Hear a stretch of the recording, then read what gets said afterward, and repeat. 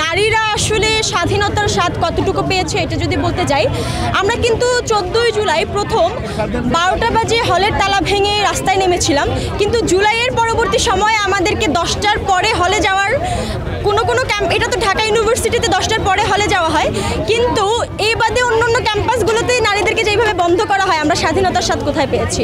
যখন আমাদের প্রয়োজন ছিল তখন আমরা 12টা বাজে রাস্তায় নেমে আসতে পেরেছি দেশের প্রয়োজনে, কিন্তু এই সংগ্রামের শেষ মুহূর্তে এসে সংগ্রাম যখন শেষ হয়েছে, আমরা যখন নতুন করে একটা দেশ পেয়েছি, তখন কিন্তু আমাদেরকে আবার সেই বেড়া কলে ফেলে আটকানোর চেষ্টা করা হচ্ছে, সে কলে বাঁধার চেষ্টা করা হচ্ছে। তো সেই জায়গা থেকে যদি বলতে চাই, নারীদেরকে বরাবরই পরাধীনতার শিকলে আটকে রাখার যে একটা প্রচেষ্টা এই সমাজ করে এসেছে, সেটা এখনও অব্যাহত আছে। সেই জায়গা থেকে আমরা কোনো পরিবর্তন দেখতে পাচ্ছি না।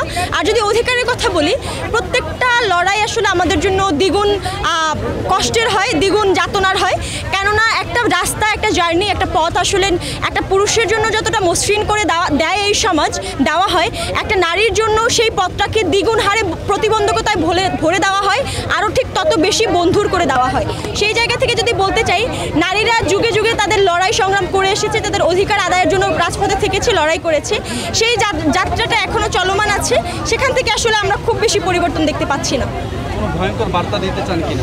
ভয়ঙ্কর বার্তা যদি দিতে চাই, জুলাই আসলে নারীরা যেই সংখ্যায় নেমেছিল, যেই হারে যেইভাবে নেমেছিল, আমরা যদি দেশের জন্য আবারও সেই ধরনের কোনো অশনি সংকেত দেখতে পাই, বিপদ সংকেত অনুভব করি, সেক্ষেত্রে নারীরা যতই অভিমান করে আবার ঘরে ফিরে যাক, জুলাইয়ের নারীরা কিন্তু দেশের জন্য আবার রাস্তায় নামতে দ্বিতীয়বার ভাববে না।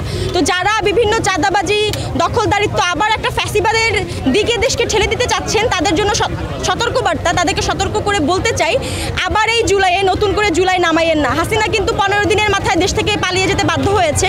আপনারা ক্ষমতায় আসার আগেই যাতে ফ্যাসিবাদ কায়েম করে দেশের মানুষকে আপনাদের বিরুদ্ধে লেলিয়ে দিয়েন না, কারণ আপনারাও এই হাসিনার পতনের ক্ষেত্রে একটা গুরুত্বপূর্ণ অংশীজন, আমাদের শক্তিকে দ্বিগুণ করেছেন, আমাদের সাথে লড়াই সংগ্রাম করেছেন, কাঁধে কাঁধ মিলিয়ে গুলির মুখে দাঁড়িয়েছেন। সেই জায়গা থেকে আপনাদের বিরুদ্ধে আমরা স্লোগান দিতে চাই না।